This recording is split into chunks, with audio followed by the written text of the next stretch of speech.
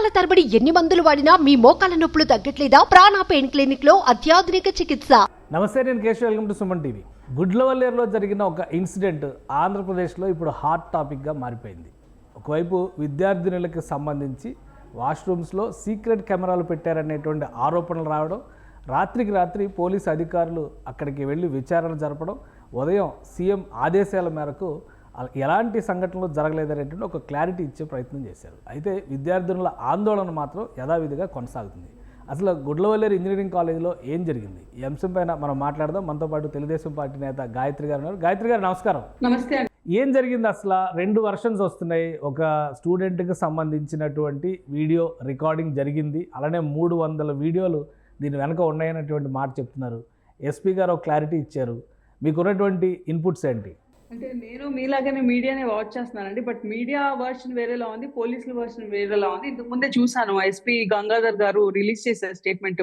అక్కడ ఎక్కడ చుట్టుపక్కల ఎక్కడ ఒక చిన్న కెమెరా కూడా లేదు. సో ఎవరు వరి అవ్వాల్సిన అవసరం లేదు, ఏ వీడియోస్ బయటికి రాలేదు, మిమ్మల్ని ఎవరు షూట్ చేయలేదు అని చెప్పి అలా ఆయన అంత ఓపెన్ గా చెప్పినప్పుడు మరి ఈ పుకార్ ఎలా బయటకు వచ్చింది? ఇది పుకారేనా, నిజంగా ఫ్యాక్ట్, లేకపోతే ఎవరికైనా దొరికిందా? Unless proof you can't tell anything, right? ఇప్పుడు నీ చేతిలో కెమెరా చూపించి ఇదిగోండి పలానా చోట స్పై కెమెరా ఉందని బయట పెట్టి ఆ విజువల్స్, ఈ రోజుల్లో ఏ ఆడపిల్ల చేతిలో అయినా కెమెరా ఉంది. ఇప్పుడు ఒక ఆడపిల్ల ఎవరో కనిపెట్టి ఉంటారు అక్కడ కెమెరా ఉందని. నీ చేతిలో ఫోన్ లో తీసుకొని వెళ్ళి షూట్ చేయొచ్చు కదా, పలానా చోట కెమెరా ఉందని చూపించచ్చు కదా ఆన్ లైవ్.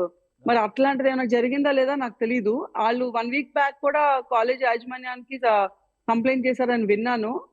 ఏమండి, రకరకాల థియరీస్ నడుస్తున్నాయి, ఎంతవరకు నిజమో తెలియదు. పోలీసు వెళ్ళి ఒక అతన్ని అయితే 4th ఇయర్ స్టూడెంట్ తో ఇంట్రాగేట్ అయితే చేస్తున్నారు, అడుగుతున్నారు క్వశ్చన్స్. మరి ఎందుకు అడుగుతున్నారు తెలియదు. అండ్ సోషల్ మీడియాలో అయితే ఆల్రెడీ అతని చరిత్ర లాంటిది, అతను హార్డ్ కోర్ వైసీపీ సపోర్టర్ అని చెప్పి పోస్టులు కూడా బయటకు వస్తున్నాయి, ప్రూఫ్ తో సహా పెడుతున్నారు. సో ఏంటంటే ఇది చాలా సెన్సిటివ్ ఇష్యూ. అసలు నిజంగానే కెమెరా పెట్టుంటే మాత్రం చాలా సెన్సిటివ్ ఇష్యూ. ఎందుకంటే అక్కడ ఉన్న ఆడపిల్లలు ఎవరైనా అవ్వచ్చు, ఆ బాత్రూమ్ యూజ్ చేసిన ఆడపిల్లలు ఎవరి పిల్లలైనా అవ్వచ్చు. అది పొలిటికల్ గా పక్కన పడేస్తే ఎవరి పిల్లలైనా అవ్వచ్చు. వాళ్ళలో అమాయకులు ఉండొచ్చు, తెలిసిన వాళ్ళు ఉండొచ్చు, తెలియని వాళ్ళు ఉండొచ్చు. అందరికీ థ్రెట్టే కదా ఒక ఆడపిల్ల లైఫ్ బయటకు వస్తుందంటే. సో ఒక స్పై కెమెరా లాంటిది, ఇప్పుడు ఒక గన్ లైసెన్స్ ఎలా ఇస్తున్నాడో spy camera illegal, spying is illegal అని తెలిసినప్పుడు ఎవరి చేతికి పడితే ఆ చేతికి స్పై కెమెరా అమ్మటం కూడా ఇల్లీగల్ చేయాలి. ఇంక నుంచి భయం వేస్తుంది కదండి. ఇప్పుడు ఈ ఇన్సిడెంట్ చూసాం, మాకు భయం వేస్తుంది. ఇప్పుడు నా ఇంటికి బాతులు అడిగే వాళ్ళు చాలా మంది వస్తారు బయట నుంచి, ఎవడెక్కడ స్పై కెమెరా పెడతాడని భయం వేసింది. నా ఇంట్లో 2 ఆడపిల్లలు ఉన్నారు అంటే don't make it so easy. అంత ఈజీ అవైలబిలిటీ తీసుకురావడం వల్ల ప్రతి ఒక్కరి చేతిలో ఆ పవర్ ఉంటది. ఒక కాలేజ్లో ఈ ఇన్సిడెంట్ జరుగుతున్నప్పుడు వారం రోజుల క్రితం కంప్లైంట్ ఇచ్చినా కానీ కాలేజ్ మేనేజ్మెంట్ రెస్పాండ్ కాలేదనేటువంటి అభియోగం క్లియర్గా కొంతమంది బయటకు వచ్చి కూడా మాట్లాడుతున్నారు స్టూడెంట్స్. కలెక్టర్ చెప్పిన మాట, అంటే ఎస్పీ చెప్పిన మాట ప్రకారం అయితే ఏమీ లేదు అనేది అంత ఈజీగా కొట్టిపారేసేటువంటి పరిస్థితిలో లేదు. ఆల్రెడీ అక్కడ ఆందోళన కూడా కంటిన్యూ అవుతుంది. వర్షం పడుతున్నప్పటికీ కూడా కొంతమంది విద్యార్థి సంఘాల నాయకులు వీళ్ళందరూ వెళ్ళారు. సో ఈ జరుగుతున్నటువంటి డెవలప్మెంట్స్ని ఏ విధంగా చూస్తారు? ఇందులో పొలిటికల్గా మోటివేషన్స్ ఏమైనా ఉన్నాయంటారా? ఉండవండి. ఇది పర్వర్ట్స్ చేసే పని. అంటే పొలిటికల్ మోటివేషన్ అంటే ఇప్పుడు ఏ పొలిటికల్ పార్టీ చెప్తుందండి మీరు వెళ్ళి అక్కడ ఆడపిల్లల బాత్రూంలో పెట్టండి అని. బట్ ఒక్కటైతే చెప్తాం ఏంటంటే, ఈ మధ్య మీరు గమనించుకుంటే గత 3 నెలల నుంచి ఆ లీడర్ కి ఇలాంటి సమస్య, ఇలాంటి అమ్మాయిలతో ఇలా ఇతను ఉమనైజర్ అని, ఈ అమ్మాయిని వేధించాడని కాన్స్టెంట్ గా వీడియోస్ బయటకు వస్తున్నాయి. సో ఇలాంటి సర్కమ్స్టాన్సెస్ ఉన్నప్పుడు ఇంకా మగపిల్లలు స్టూడెంట్స్ అన్న వాళ్ళు ఇన్ఫ్లుయెన్స్, పొలిటికల్ లీడర్స్ ఇలా ఉన్నప్పుడు మనం ఉంటల్లో తప్పేంటి అని చెప్పి ఇన్ఫ్లుయెన్స్ అవటంలో తప్పలేదు. ఈ రోజు మీరు అంటున్నారు ఆడపిల్లలు అంత వానలో కూడా బయట నుంచున్నారంటే వాళ్ళకి అంత భయంగా ఉంది. ఎవరికైనా భయం వేస్తుంది. ఇప్పుడు మనం నేను టీవీలో ఇన్సిడెంట్ చూస్తే నాకే భయం వేసింది. This can happen to anyone, there can be my child also. నా కూతురు కూడా అక్కడ ఉండొచ్చు కదా అని చెప్పి ఒక థాట్ నా మైండ్ లో కూడా వచ్చినప్పుడు నాకు ఆందోళన ఉండటంలో సాధ్యమే అది. మరి కాలేజ్ ఎందుకు 1 వీక్ బ్యాక్ చెప్పినా ఎందుకు రెస్పాండ్ అవ్వలేదు అంటే, మరి I have no answer to it. ఎందుకంటే నేను కాలేజ్ యాజమాన్యం కాదు కాబట్టి. యాజ్ అ పేరెంట్ నేనైతే అంతే వరీడ్గా ఉంటాను, అలాగే గోల్ చేస్తాను. But it's good news. మరి గంగాధర్ గారు చెప్పారు కదా లేదని, మరి ఎవరు నమ్మాలి? పోలీసులు నమ్మద్దు అంటారా మమ్మల్ని? అది మీరు చెప్పాలి నాకు. ఎందుకంటే పోలీసులు నమ్మద్దని కాదు, కానీ ఆందోళనకి ఒక భరోసా ఇవ్వాల్సినటువంటి అవసరం ఉంది. ఎందుకంటే గవర్నమెంట్ వర్షన్ నుంచే రావాల్సినటువంటి అవసరం ఉంటుంది కాబట్టి గవర్నమెంట్ వైపు నుంచి కానీ అధికారంలో ఉన్నటువంటి పార్టీలుగా మీ కూటమి నాయకత్వం కానీ ఎలాంటి భరోసా ఇస్తారు? ఏ విధంగా వాళ్ళలో నమ్మకాన్ని, విశ్వాసాన్ని పాదుగొలుపుతారు? దాని మీద క్లారిటీ ఇవ్వచ్చు కదా. అంటే అదే ఇప్పుడు 100% మీరు ఇప్పుడు గమనించుకొని ఉంటే ఈ 3 నెలల్లో ప్రతి ఆడ మనిషి బయటకు వచ్చి, సార్ మాకు ఇలా అన్యాయం జరిగింది. మీరు రీసెంట్ గా ఎవరో ముంబై హీరోయిన్ కేసు తీసుకున్నా, లేకపోతే అంతకు ముందు ఒక ఎవరో బయటకు వచ్చి ఎవరు ఎమ్మెల్సీ మీద మాట్లాడుతుంది, అన్ని బయటకు వస్తాయి. మీరు చూస్తున్నారు, నేను చూస్తున్నారు. వాళ్ళకి మొన్నటిదాకా లేని ధైర్యం ఈ రోజు ఎందుకు వచ్చిందంటే, ఇప్పుడు ఈ ఉన్న గవర్నమెంట్ రెస్పాన్సిబుల్ గా ఉంటది, ప్రోయాక్టివ్ గా ఖచ్చితంగా కేసులు తీసుకుంటది. ఈ రోజు దాకా మీరు చెప్పండి, ఎక్కడైనా జరిగినప్పుడు యాక్షన్ తీసుకోలేదా? గవర్నమెంట్ వాళ్ళని సపోర్ట్ చేసిందా? వాళ్ళని కాపాడుతుందా? అలాంటివి ఏమి ఇన్స్టెన్సెస్ లేవు.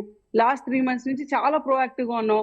సో నేను అదే నమ్ముతున్నాను. ఈ విషయంలో కూడా నాకు తెలిసి చంద్రబాబు నాయుడు గారు దీన్ని అంత ఈజీగా తీసుకోరు. అంటే ఇది ఒక ఎలిగేషన్ అయినా, నిజంగానే క్రైమ్ జరిగిందా పక్కన పెడితే, దీన్ని క్షుణ్ణంగా పరిశీలించి దీనికి 100% ఒక రెగ్యులారిటీస్ తీసుకొచ్చి, ఆడపిల్లలకి ఎక్కడున్నా సరే, అది విద్యాలయంలో ఉన్నా, లేకపోతే ఒక హోటల్కి వెళ్ళినా, లేకపోతే ఒక షోరూమ్కి వెళ్ళి బట్టలు మార్చుకోవడానికి ఒక ట్రయల్ రూమ్కి వెళ్ళినా సరే, ఎక్కడైనా సరే స్ట్రిక్ట్ రూల్స్, స్ట్రిక్ట్ గా తనిఖీ చేసి వాళ్ళ భద్రత, వాళ్ళ సేఫ్టీని మాత్రం ఎన్షూర్ చేస్తారని 100% నమ్ముతాం, చేస్తారు కూడా. ఎందుకంటే పవన్ కళ్యాణ్ గారు కానీ, లేకపోతే చంద్రబాబు నాయుడు గారు కానీ, లేకపోతే లోకేష్ గారు కానీ అదే దిశలో ఆలోచించి అదే మైండ్ సెట్ ఉన్న మనుషులు కాబట్టి దీన్ని ప్రోయాక్టివ్ గా తీసుకుంటాం. ఏదో మా గవర్నమెంట్ మీద బ్లేమ్ వచ్చిద్దా, ఇవన్నీ అసలు ఏమండి, ఇవన్నీ ఎవరండి పట్టించుకునేది? వెన్ ఒక ఆడపిల్ల లైఫ్ రిస్క్ లో ఉన్నప్పుడు ఎవరు పట్టించుకోరు. మేబీ ఇంతకుముందు జగన్ గవర్నమెంట్ ఏమైనా సపోర్ట్ చేసి వాళ్ళందరినీ, క్రిమినల్స్ అందరినీ పెంచి పోషించారేమో కానీ మా గవర్నమెంట్ అలా కాదు. మా సైడే తప్పు ఉన్నా సరే యాక్సెప్ట్ చేసే స్టేజ్ లో రైట్ నో గవర్నమెంట్ ఉంది. అది సో ఇప్పుడు ఆర్గనైజేషన్ సంబంధించి చూస్తే కనుక మేనేజ్మెంట్ పరంగా, కాలేజ్ మేనేజ్మెంట్ కానీ,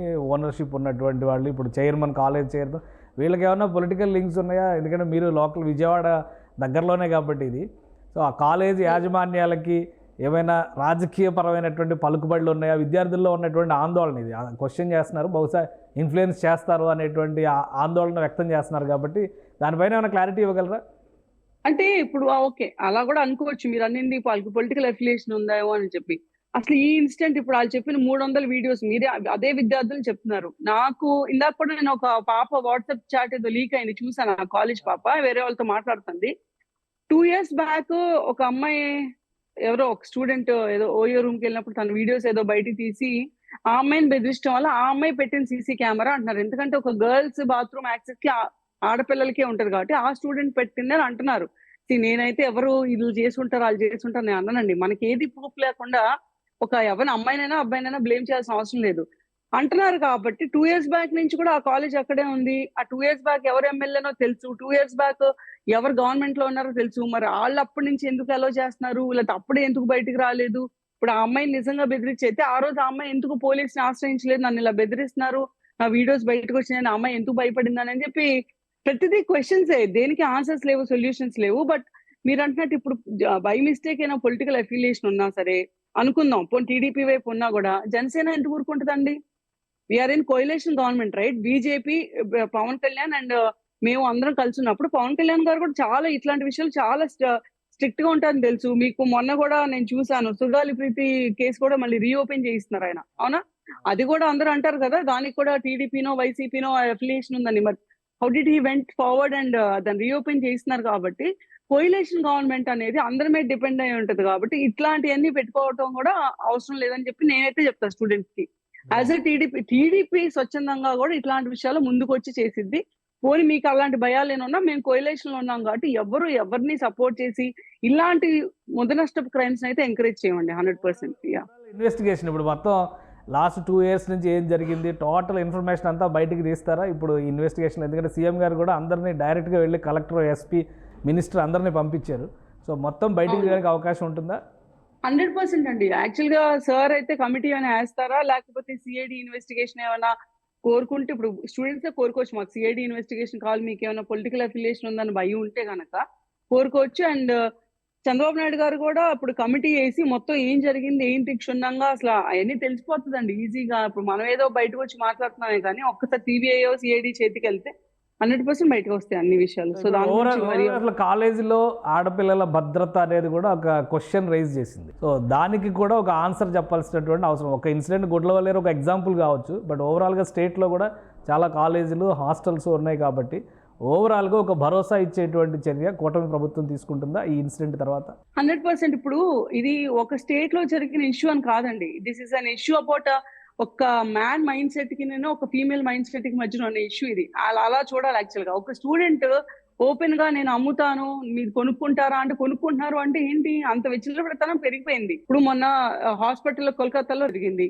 ఇలానే సీక్రెట్ కెమెరా పెట్టారు, స్పై కెమెరా పెట్టి గర్ల్స్ బయటకు వచ్చిందని చెప్పి పంజాబ్ లో కూడా ఒక కాలేజ్ లో జరిగింది ఇదే ఇన్సిడెంట్, ఇలాంటి ఇన్సిడెంటే. సో అది దానికి ఒక స్టేట్ లేకపోతే ఒక కంట్రీ బౌండరీ కాదండి. Mind set of a male. నేను ఇప్పుడు ట్విట్టర్ లో ఉన్నప్పుడు నేను చాలాసార్లు గమనించాను. చాలా మంది విచ్చలవిడిగా ట్వీట్లు వేస్తా ఉంటారు. అరే నాకు అంటే డిఎం చేయండి, లేకపోతే నాకు డబ్బులు ఇవ్వండి, నా దగ్గర పర్టికులర్ యాంకర్ వీడియోస్ ఉన్నాయి, నేను ఫార్వర్డ్ చేస్తానని చెప్పి కింద వందల మంది అబ్బాయిలు వచ్చి నాకు పంపించానా అని చెప్పి రిప్లైలు ఇస్తారు. సో ఆ మైండ్ సెట్ ని ఎలా చూడాలి? దానికి ఏ పొలిటికల్ అఫిలియేషన్ ఉంది? అతను ఏ స్టేట్ లో ఉన్నాడు ఎవరికి తెలియదు కదా. అటువంటి వ్యవస్థలని, అటువంటి వాటిని సోషల్ మీడియా రెగ్యులేషన్ కావచ్చు, డిజిటల్ మీడియా రెగ్యులేషన్ కావచ్చు. బట్ ఇప్పుడైతే ఒక ప్లేస్ అంటే హాస్టల్ అనేది, కాలేజ్ అనేది, యూనివర్సిటీ అనేది ఒక సేఫెస్ట్ ప్లేస్ అని అనుకోవాల్సినటువంటిది. సరే, కోల్కతా ఇన్సిడెంట్ దాన్ని కూడా బ్రేక్ చేసింది మీరు అన్నట్టుగా.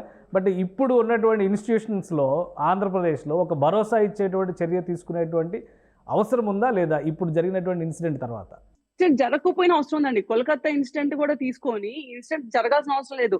This is also equal to అమ్మాయి వితౌట్ పర్మిషన్ బయటకు రావడం, దట్స్ నథింగ్ లెస్. సో ప్రతిదీ సీరియస్ గా తీసుకోవాలి. కోల్కతాలో జరిగింది కాబట్టి మన దగ్గర జరగట్లేదా?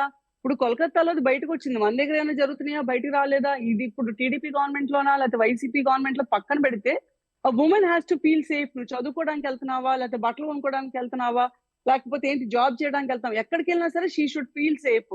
సో ఆ సేఫ్టీ క్రియేట్ చేయాల్సిన అవసరం ఖచ్చితంగా గవర్నమెంట్స్ కి ఉంటది. అది ఏ గవర్నమెంట్ అయినా సరే దానికి తగ్గట్టుగా మీరు అన్నట్టు సోషల్ మీడియా రెగ్యులేషన్స్ కానీ, డిజిటల్ మీడియా రెగ్యులేషన్స్ కానీ, ఇందాక నేను మీకు చెప్పాను, స్పై కెమెరా ఎవడు పడితే ఆడు కొనుక్కోవడానికి ఎందుకు పర్మిషన్ ఇస్తున్నారు? అది ఇట్ క్యాన్ బి మిస్యూజ్డ్ కదా. ఇప్పుడు అది యాక్చువల్ గా అయితే suppose to be spying is illegal in India, అదైతే నిజం కదా. స్పైయింగ్ ఈజ్ ఇల్లీగల్ అన్నప్పుడు నువ్వు పెన్ కెమెరాలు, స్పై కెమెరాలు ఎక్కడ పడితే అక్కడ దాచే కెమెరాలు కొంటే ఎవడైనా కొనుక్కుంటాడు. అదేం దానికి పెద్ద కోట్లేం ఖర్చు పెట్టక్కర్లే కదా. ఏదో కొన్ని వేలలో ఉంటుందేమో, ప్రతి ఒక్కరి దగ్గర డబ్బులు ఉంటాయి కదా. ఇలాంటి పర్వర్ట్స్ ఇంతమంది ఇండియాలో ఉన్నారని తెలిసినప్పుడు దాని తగ్గట్టుగానే మన రూల్స్ దాని తగ్గట్టుగా రెగ్యులేషన్స్ తీసుకురావాలి. రైట్, థ్యాంక్ యూ గాయత్రి గారు మీ అభిప్రాయాన్ని తెలియజేసినందుకు. ఇది గుడ్లవల్లేరు ఇన్సిడెంట్ అనేది కేవలం ఇప్పుడు ప్రచారంలో ఉన్నటువంటి అంశాలను బట్టి చూస్తే ఏది కూడా నమ్మదగినటువంటి అంశం కాదు. కానీ పోలీసులు ఇచ్చినటువంటి వర్షన్లో ఒక క్లారిటీ ఉంది.